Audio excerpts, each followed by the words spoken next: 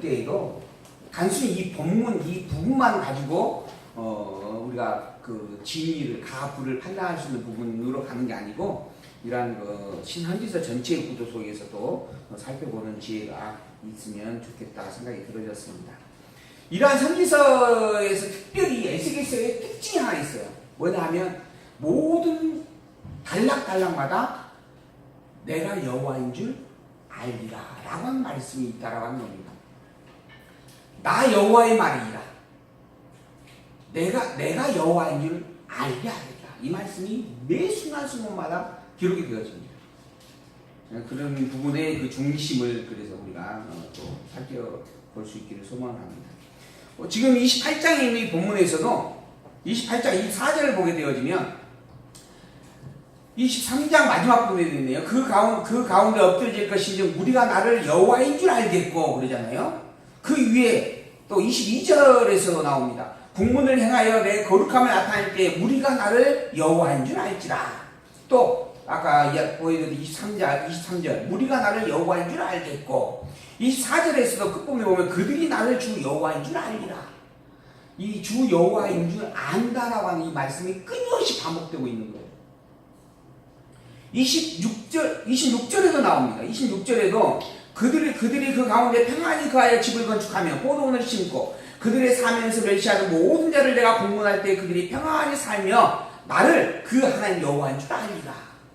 그러니까 그거 뭐이죠? 시돈이 멸망되어지고 유다가 회복이 되는 거예요. 시돈의 멸망으로 말미암아서 유다가 평강을 누리게 되는 거예요. 집을 짓고 평안함을 누리며 안식하면서 살게 되어지는 거예요. 그것을 통하여서 그들이 깨달아하는 게 뭔가? 아하, 우리의 하나님 여호와가 진짜 참 하나님이구나. 우리가 우리의 중심에 두고 있는 우리가 여호와라고 부르고 있는 그분이 진정한 살아있는 참 하나님이 틀림없고 여호와가 분명하구나. 백성들이 깨달아하는 겁니다. 또한 더불어 이방인들도 야 이스라엘의 하나님이 여호와가 틀림없구나. 이스라엘의 여호와인 그 하나님만이 진정한 참 하나님이 틀림없구나 라고 또한 확인할 수밖에 없게 된다라고 하는 거예요. 그것을 위해서 하나님께서 이러한 섭리를 행하고 계신다라고 말씀해 주고 있는 것입니다. 교만한 애굽에 대해서 보수하겠다. 29장에서 32장까지의 말씀입니다. 똑같은 내용의 반복인데 대상만 바꿔지는 겁니다. 애굽을 멸하겠다는 거예요. 왜 멸하는가? 한 가지 추가가 돼요. 애굽에는 옛적부터 그들이 이스라엘 백성들을 괴롭힌 자이기 때문이다 라고 하는 내용이 추가가 되어져 갑니다. 29장 1절 제10년 10월 11일 제10년 10월 11일은 지금 현재 지금 이제 뭐죠? 여호야킨 왕이 바벨론 포로로 끌려간 지 10년째 되어졌다 이런 이야기입니다. 그때 지금 이상이 하나님의 말씀을 들은 내용이다. 하나님의 말씀으로 들은 내용이다 하는 거예요. 제 10년 되어지는 그때 들었던 말씀인데 어떤 말씀이 하나님의 말씀이 임했는가? 이제는 애굽왕 바로와 온 애굽으로 낯을 향하여 쳐서 예언하라. 애굽을 향해서 예언하라 하는 말씀을 그때 주셨다라고 하는 거예요. 그러면서 이 애굽이 처음에는 참으로 강성했었다라고 하는 이야기를 합니다. 그러나 그런 애굽을 하나님께서 멸하겠다 하는 거예요. 왜 그러는가? 29장 6절 애굽의 모든 거민이 나를 여호와인 줄 알게 하려고 그러는 것이다. 애굽은 본래 이스라엘 족속의 갈대 지팡이였어요. 갈대 지팡이라고 하는 것은 지팡이로서 쓸모없는 존재를 가리키는 겁니다. 갈대인데 지팡이를 쓸 수 없잖아요. 지팡이라고 하는 것은 단단한 나무로 만들어져 있고 그런 말미암아 우리가 혹시 등산을 할 때 이렇게 스틱으로 해갖고 이렇게 하는데 갑자기 그 스틱이 부러지면 어떻게 돼요? 그러면 사람이 다쳐요. 그래서 지팡이라고 하는 존재가 굉장히 단단하고 의지가 되는 존재를 찾는 거죠. 근데 갈대 지팡이란 말 그대로 바람에 쉽게 흔들리고 꺾어질 수밖에 없는 쉽게 꺾어지는 존재입니다. 근데 애굽이 원래 그랬다는 거예요. 근데 유다 백성들이 애굽을 지팡이로 여긴 거예요. 단단한 지팡이로. 그래서 어떤 어림이 처하면 애굽으로 가서 요청을 해오고 도움을 청하고 돈 보따리 싸가지고 가가지고 또 더불어서 나중에 바벨론이 쳐들어올 때 에레미야를 붙잡고 애굽으로 도망가잖아요. 에레미야 그렇게 애굽으로 가지 말라.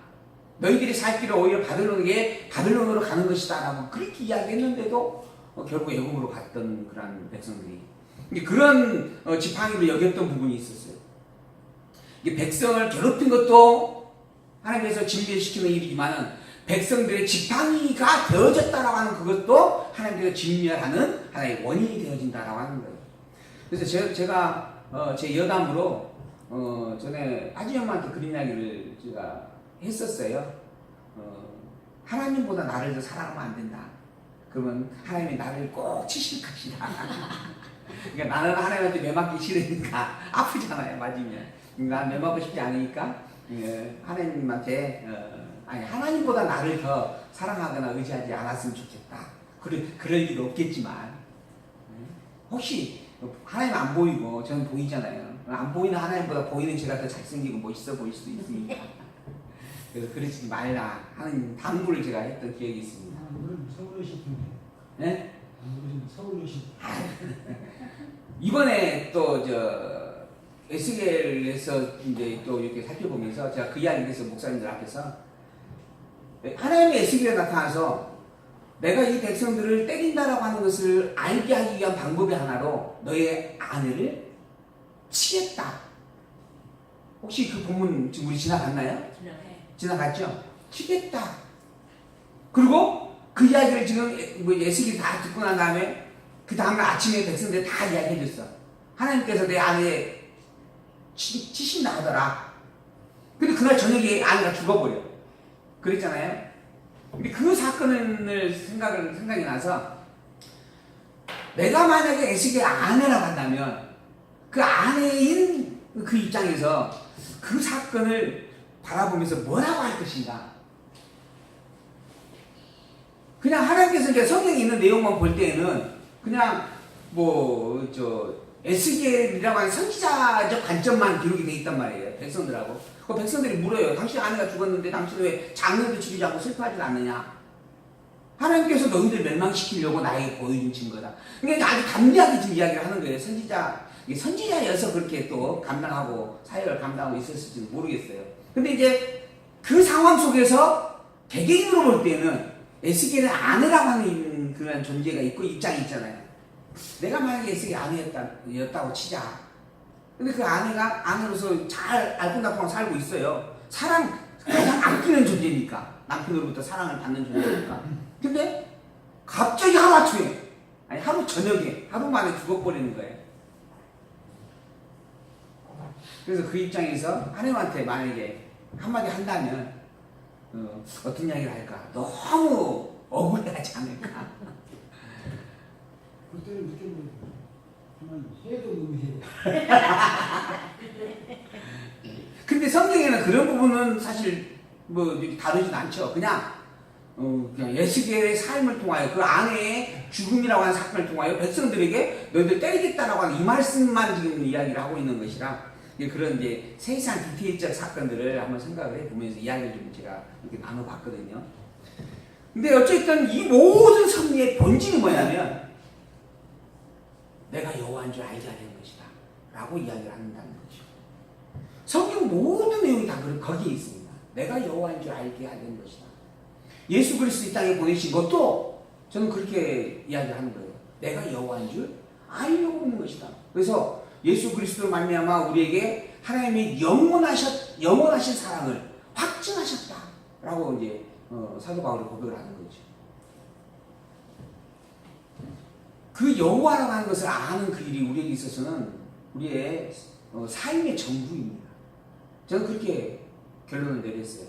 여호와를 아는 그 일, 하나님이 여호와라고 하는 것을 아는 그 일, 오직 여호와 계신 그분만이 참 하나님이라고 하는 것을 아는 그 일, 그게 우리를 이 땅에 두신 이유이고 목적이고 이 세상을 창조하신 이유이고 목적이고 우리를 알고 오늘 하루를 살게 하시는 목적이 분명하다.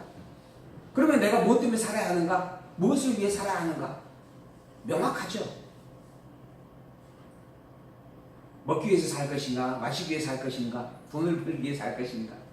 벌리는 돈을 누리기 위해서 살 것인가가 아니라 여호와, 하나님이 여호와라고 하는 것을 알기 위하여 살아간다.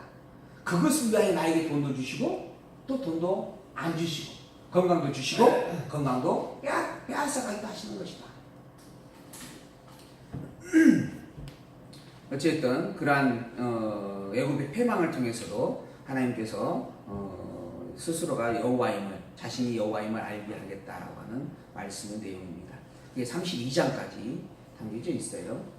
그리고 난 다음에 이어서 이제 33장에서 39장까지 유다 백성들을 회복해 주겠다라고 하는 말씀을 기록을 해가게 되어집니다. 선지자의 소명이 무엇인가라고 하는 것을 먼저 밝혀줍니다. 누가 듣든지 말든지 너는 가서 여호와 하나님의 말씀을 증거하라 하는 겁니다. 내가 너에게 선포하라고 명한 이야기를 하나도 빼먹지 말고 다 전하라 하는 내용의 말씀을 먼저 밝혀주고 있는 내용이 33장 본문의 내용입니다. 33장 1절에서 9절 선지자의 사명과 그 결과를 증언하고 있는 말씀의 내용입니다. 33장 1절 여호와의 말씀 내게 임하여 가라사대 인자야 너는 내 민족에게 고하여 이르라 가려 내가 칼을 한 땅에 임하게 한다 하자 그 땅 백성이 자기 중에 하나를 택하여 파수꾼을 삼은 그 사람이 칼이 그 땅에 임함을 보고 나팔을 불어 백성에게 경고하되 나팔 소리를 듣고도 경비를 하지 아니함으로 그 임하는 칼에 재함을 당하면 그 피가 자기의 머리로 돌아갈 것이다. 그러니까 한 나라가 있어요. 나라가 파수꾼 하나 뽑았어요. 경비를 세웠어요. 그 경비가 보니까 적이 쳐들어오는 거예요. 나팔을 불어서 경고를 해줘야죠, 백성들에게. 그러라고 그 자리에 뽑아서 그 자리에 뒀으니까. 그렇게 경고를 했어요. 근데 그 경고를 듣지 않고 그 백성들이 그냥 희낙낙거리고 전쟁에 대비하지 않다가 결국 멸망을 당했다 하자. 그 책임이 누구에게 있느냐? 라는 말씀이에요. 그것은 그 백성들에게 있다 하는 거예요. 그 책임이 백성들에게 돌아가게 된다. 그러나 6절 파수꾼이 칼이 임함을 보고도 나팔을 불지 아니하여 백성이 경고치 아니하므로 그 중에 한 사람이 그 임하는 칼에 재함을 당하면 그는 자기 죄악으로 인하여서 재함받으려니와 그 죄를 내가 파수꾼의 손에서 찾겠다 라고 이야기합니다. 파수꾼이 경고를 해줘야 될 본분을 행하지 아니하면 그러면 파수꾼에게도 책임이 있다 하는 거예요.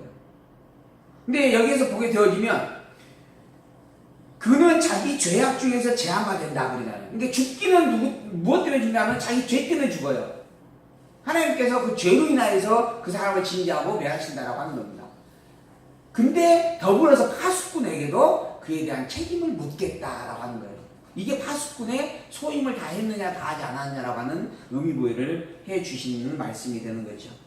이 파수꾼 누구를 가르치냐면 선지자를 가르칩니다. 지금 내가 너를 선지자의 소명을 주었다 너에게. 선지자로서 너는 너희 해야 될 일은 뭔가? 듣든지 안 듣든지 듣고 그들이 경성하면 다행인데 안 들을지라도 너의 소임은 내가 이 말을 듣지도 않는데 뭐 하려고 해? 라고 하는 게 아니다. 너는 듣든지 말든지 무조건 말을 전파해야 된다. 그것이 너에게 주어진 소임이다 라고 이야기를 하는 겁니다. 그래서 마지막 부분 9절을 보게 되어지면 너는 악인에게 경고하여 돌이켜 그 길에서 떠나라고 하되 그가 돌이켜 그 길에서 떠나지 아니하면 그는 자기 죄악 중에서 죽으려니와 너는 내 생명을 보존한다. 너는 너의 소임을 다했다 하는 것이죠. 그런 부분으로 선지자의 소명을 밝혀주고 난 다음에 이제 백성들에게 전달하라 하는 말씀을 증언을 해주게 되어집니다. 인자야 너는 이스라엘 족속에게 이르기를 너희가 말하여 이르되 우리의 허물과 죄가 이미 우리에게 있어 우리로 그 중에서 쇠퇴하게 하니 어찌 능히 살리요 하거니와 주 여호와의 말씀에 나의 삶을 두고 맹세하노니 나는 악인의 죽는 것을 기뻐하지 아니하고 의인이 그 길에서 돌이켜 떠나서 사는 것을 기뻐하노라 한다. 이걸 전해라 하는 거예요. 백성들이 자포자기를 한 겁니다. 야 우리는 이미 죄 덩어리야. 우리는 더 이상 살 소망이 없어. 우리는 그저 죽음만 기다리는 존재일 뿐이야 라고 자포자기를 한다는 거예요. 근데 그 백성들이 향해서 나는 죄로 인하여서 죽는 것이 끝이 아니라 그 죄를 깨닫고 돌이키는 것을 더 기뻐한다 라고 하는 것을 밝혀주고 가르쳐주라 하는 겁니다. 한마디로 너희들 좀 죄에서 빨리 죄라고 하는 것을 알았으면 돌이키라 라고 하는 촉구의 말을 전하라 하는 이야기죠. 인자야 12절 너는 그 민족에게 이르기를 의인이 범죄하는 날에 그 이가 구원치 못할 의인이 범죄하는 날에는 그 이가 구원치 못할 것이요 악이 돌이켜 그 악에서 떠나는 날에는 그 악이 그를 엎드리지 못할 것이다 그러니까 지금 현재 과거에 너희들이 의인의 삶을 살았던 악인의 삶을 살았던 것이 현재는 중요한 게 아니다. 지금 이 순간에는 하나님 앞에 의로 돌이켰느냐 돌이키지 아니하였느냐라고 하는 것이 기준점이다 하는 말씀으로 이야기를 해주게 되어집니다. 그러니까는 이미 나는 본질이 글러먹었어. 될성 뭐라 그러죠? 뭐 나무는 떡잎부터 알아본다. 뭐 그런 이야기 있잖아요. 근데 그 떡잎도 중요하지만 하나님이 지금 너희들에게 바라고 원하는 것은 너희들이 현재 얼마나 잔혹한 죄 안에 있는가라고 하는 것을 깨닫는 것이다. 더불어 그 죄를 그렇게 죄 덩어리임에도 불구하고 내가 하나님의 성민이다라고 하는 것, 이것을 기억하는 일이다. 그 길에 그러므로 하나님 앞에 돌아서는 그것, 이것을 지금 원하고 바라고 계신다라는 의미의 말씀을 주고 있는 것입니다.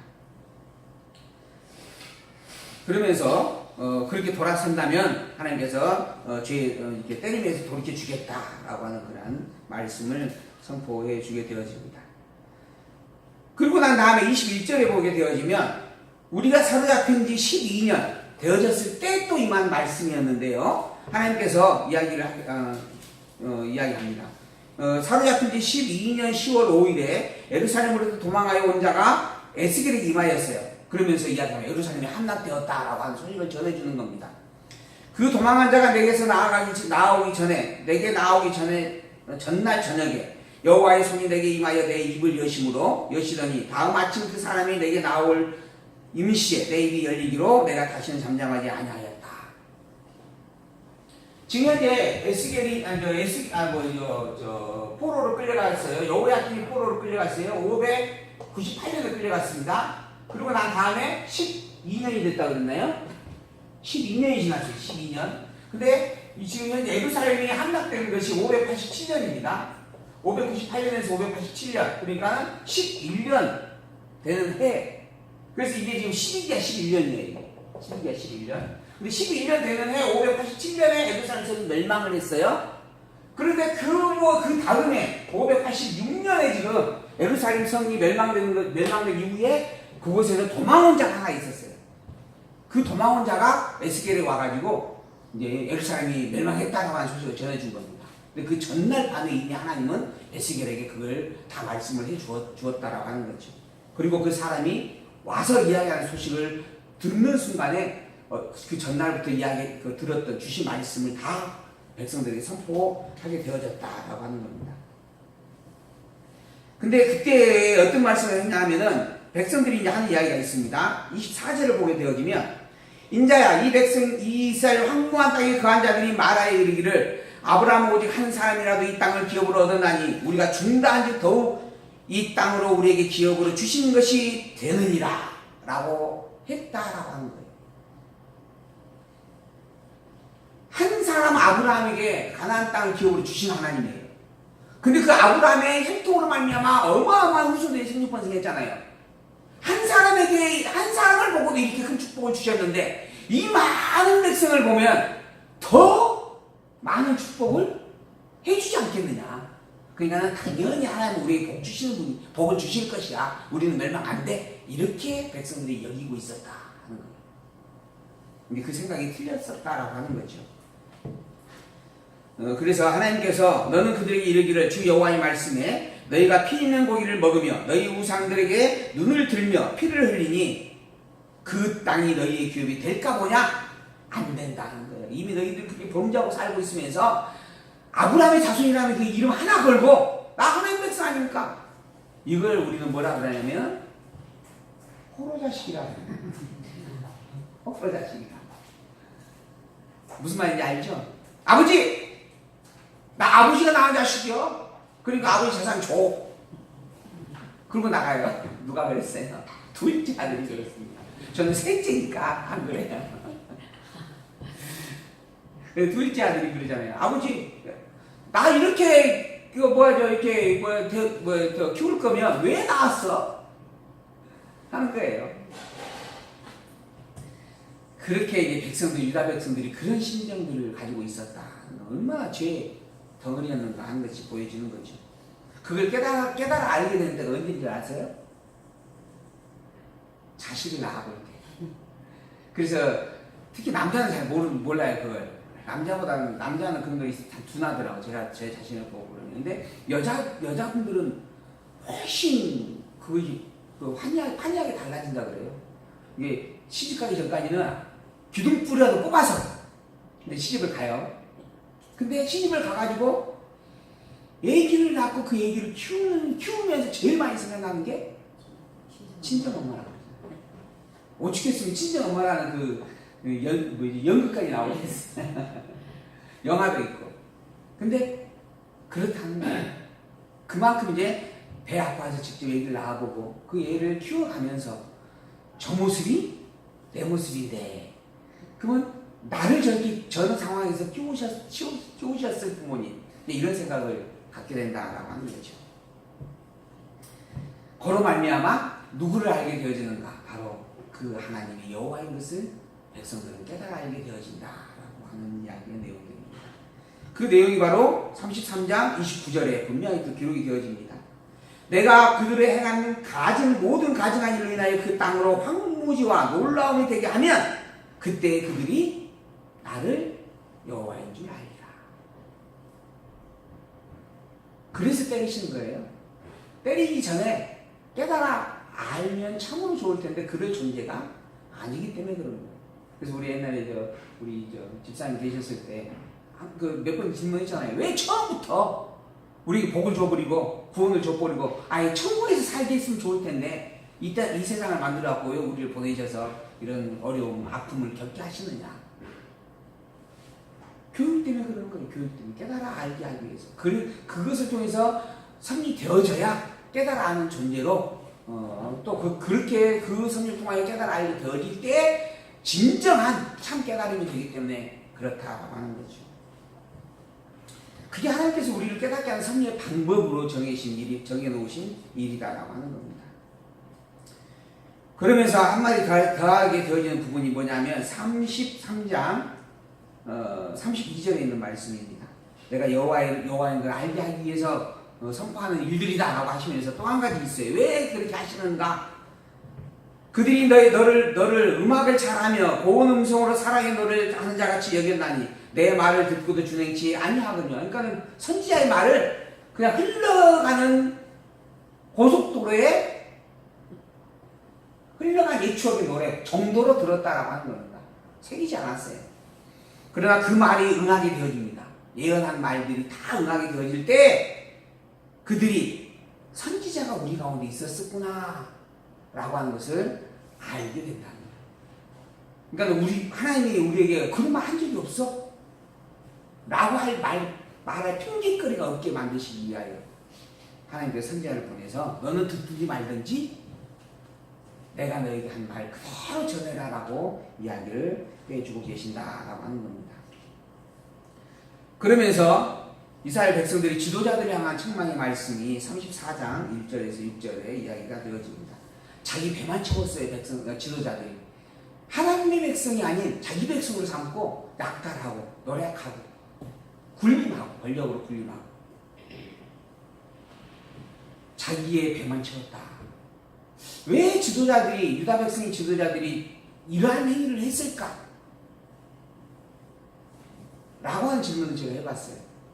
왜 그랬을까?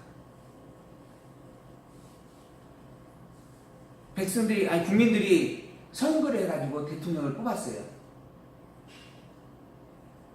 근데 대통령이 보톡스나 맞고 잠이나 자고 일을 안 하는 거예요. 자기 미모에 어마어마한 돈을 투자하고 시간을 투자하는 거예요. 왜 그럴까요? 여자여서 자기를 공기로 착각해서 그러죠. 자기가 주인인 것으로 착각을 해서 그러죠. 백성들은 다 누구다? 나를 위해서 존재하는 종들이다 라고 착각을 했기 때문에 그러는 거예요. 이스라엘의 지도자도 마찬가지입니다. 지도자들이 자기의 배만 사리사욕에 가득 채워져 가는 이유가 뭔가? 백성들은 나를 위하여서 존재하는 자이기 때문이다라고 생각이 드는 거예요. 나는 주인이고 제대로 종이다. 내가 부리는 종들, 내가 그들을 살릴 수도 있고 죽일 수도 있다. 그게 무소불위의 권력의 없다는 섭리라고 하는 거죠. 그렇게 생각을 해서 그러는 거예요. 하나님이 그래서 그 지도자에서 뭐라 하시는가? 죽이겠다라고 하는 겁니다. 왜? 그 백성이 너의 백성이 아니고 내 백성이기 때문이라는 거예요. 내 백성이고 내 백성을 잘 다스려 달라고 너를 청지기로 세워서 그것을 두었는데 청지기로서의 일을 감당하지 아니하고 주인으로서 일을 감당하는 거예요. 주인이 돼버린 거예요. 그게 잘못된 거잖아요. 그래서 멸하겠다라고 하는 겁니다. 이건 잘못된 지도자예요. 거짓 지도자입니다. 하나님으로부터는 멸망받을 수밖에 없는 존재입니다. 우리가 지도자의 참됨과 거짓됨을 분별할 수 있는 기준점이 여기 있어요. 하나님의 백성으로서, 아니 하나님으로부터 세움받은 청지기로서, 즉 하나님의 종으로서 그 자리에 소임을 맡고 있는가, 아니면 내가 왕이다, 내 말은 곧 법이다 이러면서 그 자리에 서 있는가, 이것만 판별이 되어지면 참된 지도자인지 거짓 지도자인지 우리는 너무 분명하게 알 수 있는 겁니다. 아까 이야기했잖아요. 산은 산이요 물은 물이다. 근데 어떤 지도자가 와가지고 저거 산이 아니고 물이야 라고 이야기해요. 근데 그 밑에서 따라오는 사람들이 맞아 하고 있는 거예요. 다 거꾸로 가고 있는 겁니다. 제 3자 입장에서 보게 되어지면 이건 너무 잘못된 일이에요. 근데도 불구하고 그것을 사람들이 물밀듯이 몰려갑니다. 그래서 저렇게 지금 저 무슨 베드로 성전이니 뭐니 무슨 그런 교회도 많이 있잖아요. 근데도 그 사람들이 바글바글해요. 왜 그러는가? 아니 그 누구의 잘못인가? 물론 그 백성들의 잘못도 큽니다. 지도자의 잘못도 아주 크죠. 분별력을 갖지 못해서 그런 겁니다. 거짓은 거짓이에요. 진리만 진리입니다. 당연한 이야기죠. 거짓은 거짓이잖아요. 진리만 진리인 것이고. 근데 거짓을 가지고 이거 진리다 하는데 다 그렇게 지금 따라다니는 거예요. 그렇게 아주 요상한 세상에 지금 우리가 살고 있는데 그만큼 우리가 또 진리를 바르게 분별하는 것이 너무 중요한, 또 그리고 진리 안에 진리를 바르게 분별하고 살 수 있는 이것이 어마어마한 복이다라고 하는 것을 정말 다시 한번 생각을 해보게 됩니다. 하나님의 말씀에 따라 바르게 분별되어지는 지혜가 정말 우리 희망교회에게 넘치기를 간절히 소망을 해봅니다. 여호와 하나님께서 그러한 거짓된 지도자들을 다 내려버리고 참 목자가 되어주시겠다라고 하는 말씀을 7절에서 16절에 선포해 주게 되어집니다. 그리고 그 목자를 세워서 백성들을 회복해 주겠다라고 하는 말씀을 해주고요. 이후에 이제 새 일을 치고 난 다음에 회복해 주겠다라고 하는 말씀을 이야기합니다. 그리고 두 번째, 마법을 쳐서 회복해 주겠다라고 하는 말씀을 하고요. 하나님께서 대적들을 멸하고 난 다음에 유다 백성들을 건져낼 것에 대한 약속의 말씀을 선포해 줍니다. 그러한 섭리를 행하시는 이유가 무엇인가? 내가 여호와인 것을 알게 하기 위한 것이다. 그리고 이 여호와 하나님이 이스라엘 백성들의 하나님인 것을 알게 하기 위한 것이다. 이 말씀입니다. 그 말씀 한 구절만 찾아보고 오늘 마치도록 하겠습니다. 34장 20절에 있는 말씀. 34장 24절이네요. 24절. 성경 34장 24절. 나 여호와는 그들의 하나님이 되고 내 종 다윗은 그들 중에 왕이 되리라. 나 여호와의 말입니다. 분명하죠. 그 뒤에도 보면 나옵니다. 그들이 나를 여호와인 줄 알게 될 것이다. 나 여호와 그들의 하나님이 그들과 함께 있는 줄 알며 그들 곧 이스라엘 족속이 된 백성인 줄 알리라. 34장 30절에도 또 말씀 나옵니다. 내 양 곧 내 초장의 양 너희는 사람이고 나는 너희의 하나님이다 하면서 내가 이스라엘의 하나님이 여호와인 것을 알고 그 참 하나님 그분이 이스라엘의 하나님이다라고 하는 것을 확증해 주겠다라고 하는 말씀. 그 하나님이 그 확증을 위하여 우리에게는 예수 그리스도를 보내셨습니다. 너희들은 본래 이방인이었는데 그런데 이방인이 너희들을 내가 구원해 주겠다라고 하는 말씀을 선포한 약속 따라 내가 이방인을 구원하려고 진정한 참 언약된 아브라함의 혈통으로서가 아니라 아브라함의 후손으로서가 아니라 아담의 후손으로서 근본 하나님으로서 예수 그리스도를 보낸다라고 말씀을 합니다. 그로 말미암아 참 감람나무의 가지를 잘라내버리고 그곳에 너를 접붙여 주었다라고 증거해 주었습니다. 그래서 우리는 돌 감람나무임에도 불구하고 참 감람나무가 누리는 축복을 누리고 있습니다. 우리가 하나님을 아버지라 부르고 천국을 소망으로 삼고 담대함으로 성도의 이름을 가지고 오늘 하루를 살아가고 있는 것입니다. 그 축복이 무엇 때문인가? 하나님이 여호와이기 때문입니다. 무엇을 위해서 그러한 일을 하시는가? 나 하나님이 이스라엘의 하나님, 이 하나님이 여호와인 것을 알게 하기 위한 것이다. 또한 이스라엘의 여호와인 그 하나님만이 진정한 참 하나님이다라고 하는 것을 알게 하기 위한 것이다. 그 여호와 하나님, 이스라엘의 여호와로 증거되어졌던 그 하나님이 바로 우리의 신앙의 중심이고 우리가 바라볼 하나님이다라고 하는 것, 이 하나님 외에는 그 어떤 하나님도 없다라고 하는 것, 우리의 신앙의 고백으로 선포하고 자랑하며 살 수 있는 우리가 되어지기를 소망하면서 오늘 말씀을 마칩니다.